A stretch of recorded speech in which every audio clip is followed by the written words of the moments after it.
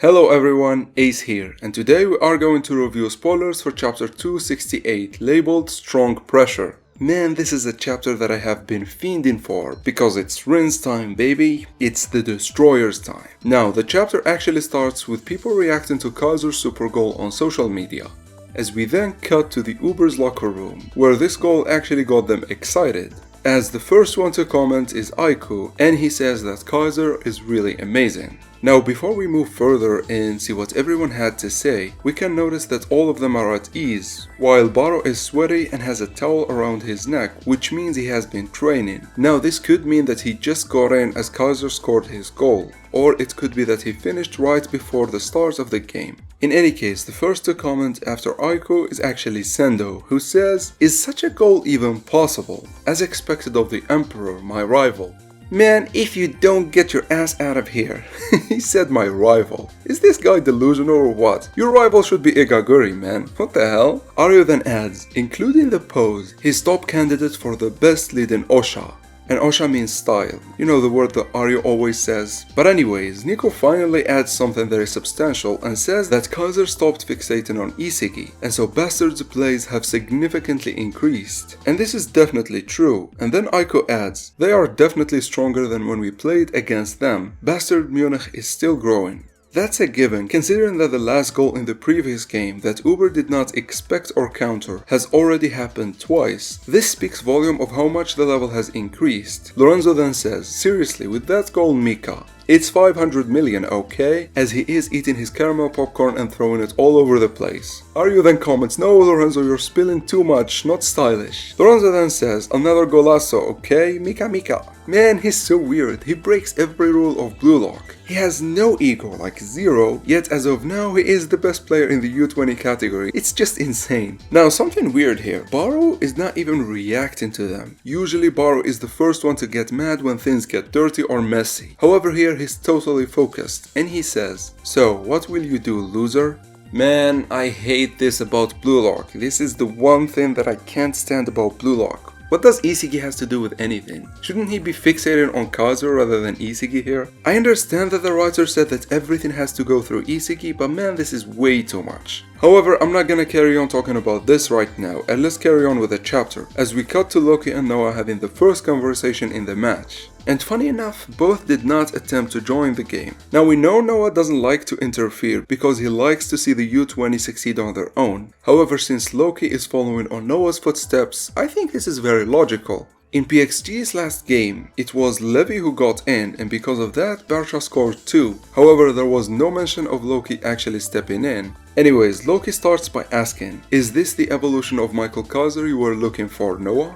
Noah then replies, yeah, but you actually should worry about your dysfunctional team. Incompetent coach? This is actually very interesting. He had a very different approach when he was against Snuffy. He was very humble, which really proves that Noah respects him so much. But in any case, Loki replies, if we lose, that's it. But if it's the talent I'm seeking, he should still have more to show. And here the camera cuts in to Charles, which means we still haven't seen everything from him. And that's definitely interesting. Now, to further prove this point, notice that Charles is still the only player that did not break any sweat. In the previous game, it was Kaiser and Lorenzo. However, here we know Kaiser broke a lot of sweat to reach that goal. And so this is really interesting, and I'm actually very excited. I really like Charles, and I can't wait to see his full evolution. Maybe we will get an answer into those sniper eyes I spoke of earlier. And yes, I decided to call them sniper eyes. However, this also proves that Charles is leagues ahead of Hiyori. Before I said they were close, but Charles is a bit better. However, if he still has potential, then he's definitely better than Hiyori now. Anyways, back to the chapter. We see Shido very ecstatic and he says, didn't we just witness an incredible explosion? What to do, PXG-san? Are you all doomed? Man, this is actually funny because he scored, and so his evaluation is actually safe, unlike the other players. I would assume only Charles and Karasu would get insane bids after this game if it ends as is. But of course, you already know, Rin is about to break shit up. Anyways, Karasu then replies to him, I know, calm down, monster. First, we need to crush the muscle idiot attached to you. Can you do it, Zantetsu? And Zantetsu replies, full course. What the hell? I can't hold myself from laughing, this is gold. And of course Karaso corrects him, it's of course you idiot.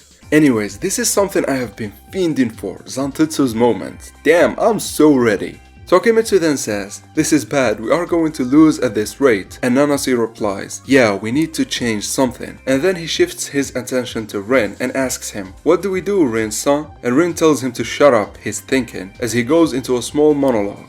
Bastard Munich's momentum isn't stopping. First Isagi's evolution, but also the Blue Rose is awakening and trying to establish a new style for the team. But the chemistry between Isagi and Kaiser is still incomplete. This is definitely interesting and shows how big of a brain Rin has. He reached the same solution as Isagi, however he did not hear the Kaiser and Ness conversation, and so he doesn't have the last piece as Isagi, which is definitely interesting, and I wonder if this is the key to winning against Rin. But anyways, the game restarts and PXG has the ball. Rin passes to Nanase and he says to himself, "If so, I can break it, I'll mess it up." And then he tells Nanase, "Follow me faithfully and diligently." And Nanase replies, "Yes sir," and then he goes onto his own monologue. Alright, first build up the play, then carefully connect with Rin-san. But all of a sudden Isagi charges at him, and Nanase is shook. Isagi? Oh no, he's charging. What is this? The intensity is different from before. A demon press? This kinda reminds me of what Baro did in the previous game. I love this. It seems Isagi learned that from him. Without necessarily the writer showing us that, Isagi seems to be doing what Baro has done after taking over the team. Because as you all know right now, the team revolves around Isagi more than Kaiser, and so he took the lead. This is definitely very interesting. And right there, the confirmation for this theory, Hiyori joins and says, "Too slow, we got you." As Nanase is thinking, Hiyori also linked? Didn't expect them to come this aggressively. Yeah, this is definitely Isagi copying Baro's plan. I love this. Isagi is truly the king of adaptability. Nanase then passed to Rin, however you can see this from miles ahead. Kaiser intercepted the ball, and Nanase is shook. What? Kaiser? Did they read this pass as well? I mean, what is he expecting? He's playing against 3 Metavision users.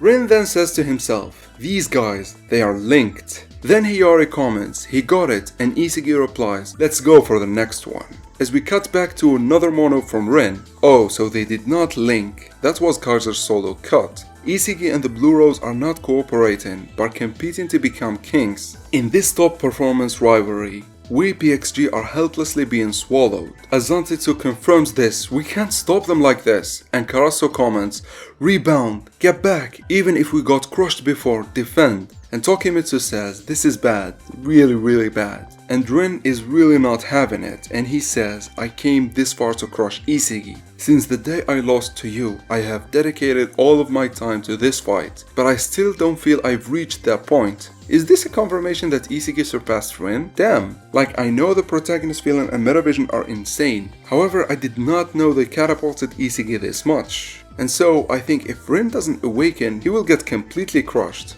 And it makes me wonder, is this really number 1? Like, do you guys think current Rin deserves to be number 1? Man, I keep hating the salary system more and more, but we will talk about that after the chapter. For now, Rin says, "If I can control that concentration, that killing intent, that destructive impulse, I should be able to beat Isagi and him." He's referring to his brother here. But at this rate, I'll lose again. Is Isagi's growth rate this much faster than mine? I really can't see a way to win. My desire for revenge will be killed. My obsession will be destroyed. And as Rin is linking with his own thoughts, Zantetsu and Karasu actually took the ball off of Kaiser. However, and as always, it was Hiyori who caught it. At this rate, I think Hiyori has proven that he is the best at expecting where the ball is going to land. That's definitely impressive. He keeps doing the same thing. But anyways, he then passes to Isagi, and then Rin emerges. Isagi, this is it. I wanted this pressure from you, as we see Berserker Rin emerge. Now something funny, before Rin's aura is water to present that he is calm, however notice that now we have the eyes and the mouth in it, as if he became a monster. And this is giving me evil natural Waro from One Punch Man feels. Water that swallows all and that is very aggressive. And also, it attacks with high pressure, kinda like what Rin is saying. However, Isagi very calmly says, "I can see it, loser number 1, as the chapter comes into an end with Isagi versus Rin, adaptive Metavision versus the Berserker state." And also we have the following statement, "A battle between an awakened monster and a genius, who will slaughter everything. The unpredictable killing spree begins." To be continued in the next chapter labeled "Not Only That." Yeah, so the first thought I have, that's definitely Rin. If you wanna talk about a killing spree, that's 100% Rin. I think Rin might pull off the same thing he did in the U20 game, where he completely slaughtered everyone on defense. I wonder how he would take the ball from Isagi though. And also, we are yet to see Charles, and given his record of showing out of nowhere, I think we need to keep him in mind. Now, one thing I want to say, if Rin goes berserk and he enters that state, I think Charles would lean with him because it's all for contrarian things, and Rin at that state is very unpredictable, and so Charles would love that.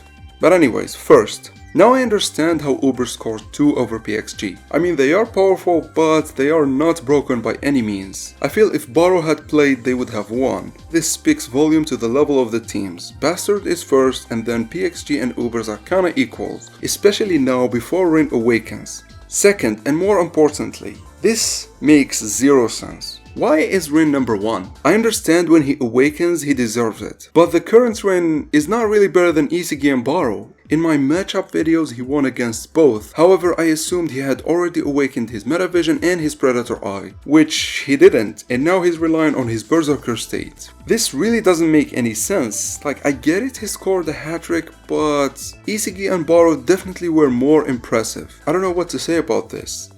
I just don't like it. Not for nothing, but the salary system is complete garbage. It makes zero sense. And I'm wondering, now he's awakening his Berserker state, would he get Metavision and the Predator Eyes? Or would Isagi tell him about them when he sees that he is using them unconsciously, kinda like how he did with Nico and Aiku? I don't know, I feel like the writer should have done something earlier. Like, we're reaching the final moments of the game and Rin still has a long way of going if he wants to beat Isagi and Baro. I wish at least he had shown us that he is using Metavision, especially with Charles being on his team. He definitely knows about it, right? I just wish in these final moments of the game that he destroys everyone and he attains both Metavision and the Predator Eyes that he used subconsciously before. But enough of Ren, there is another player that we are not seeing anything from, which is actually Ness. Like, what the hell is going on with Ness? We didn't even see him on the pitch, we did not see him cry, we did not see him being with Isagi, we did not see anything. We might actually see him in the near future pull something to help Kaiser, or maybe even Isagi, but I feel like the writer should have at least shown us a little bit of Ness here. But I guess we have to wait and see. I still trust the writer in this regard. Another thing is actually Zantetsu. I'm so glad that he is trying to do something with Shido, and it kinda makes things interesting. Because if they defeat Kunigami, they might even score a goal with Charles. Things are heating up. Like, this game is so good. With the exception of Rin's late awakening, everything is perfect to me. But anyways, that's all I've got for you guys today. I hope you enjoyed, and until next time, thank you for watching.